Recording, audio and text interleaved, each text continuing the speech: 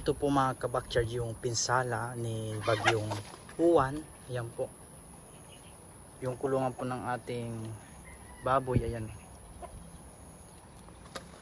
Nawala po yung yung bubong. So ayan yung ating mga alaga. Oh. Napakalakas po. Ayan.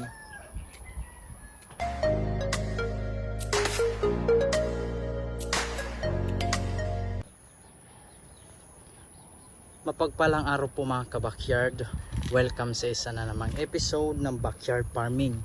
So ito po mga kabakyard yung pinsala ni Bagyong Uwan. Ayan po. Yung kulungan po ng ating baboy. Ayan. Nawala po yung yung bubong. So ayan yung ating mga alaga. Oh. Napakalakas po. Ayan. Yung pre-range area po natin doon, yung bakod po, yung mga yero po, same na tumba po. Ayan, yung mga saging po natin dito. Napakalakas po talaga. So dito mga kabakyard sa amin, sa area po namin, sa location po namin is signal number 4 po.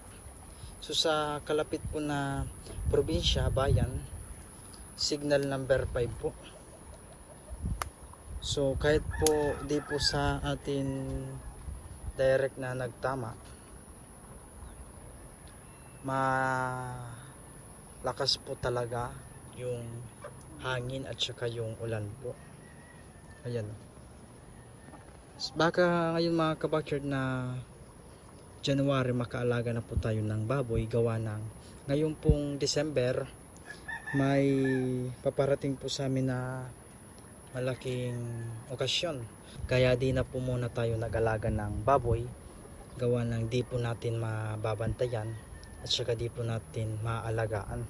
Sa kabila na lupa na lote, buti nga mga kabakyard itong anahaw. Ito pong anahaw mga kabakyard is dala na po natin.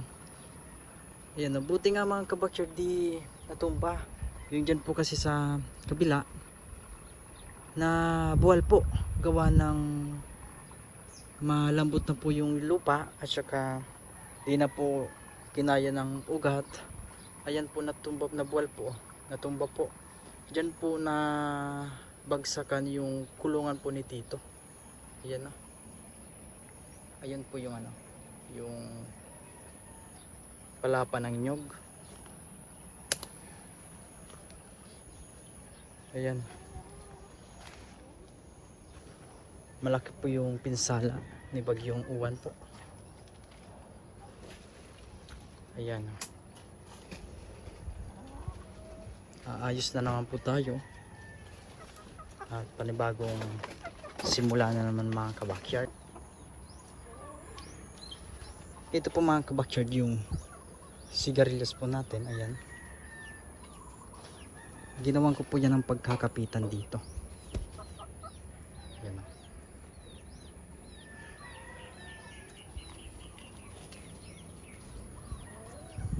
Yung kalamansi po natin, ayan,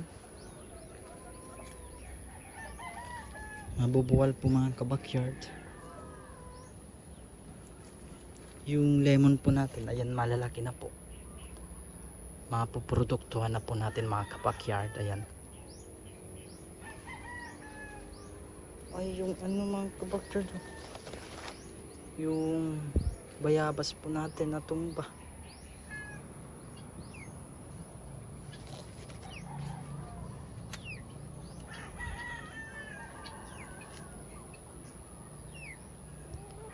Yung mga kamuting kahoy po natin, ayan. Yung kiwi po natin maganda na po. Buti nga mga kabakyard di naputol. Yung Madre de Agua, ayan.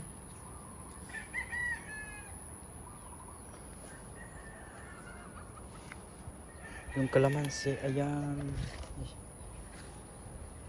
Ayan, sayang. Gagawa na lang natin ng paraan mga kabakyard para po maging produktibo po ulit ang ating kalamansi. Ayan, may mga bunga po.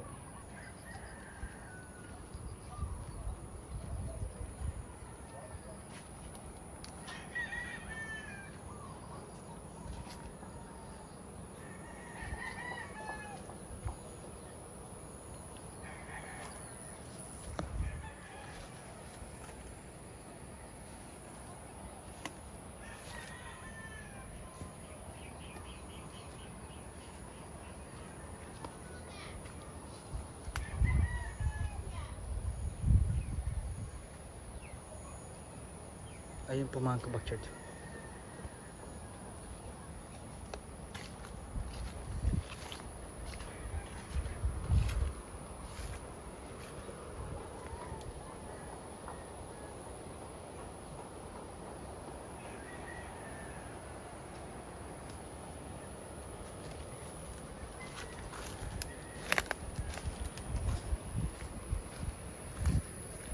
Yung mga kangkong po natin, ayan.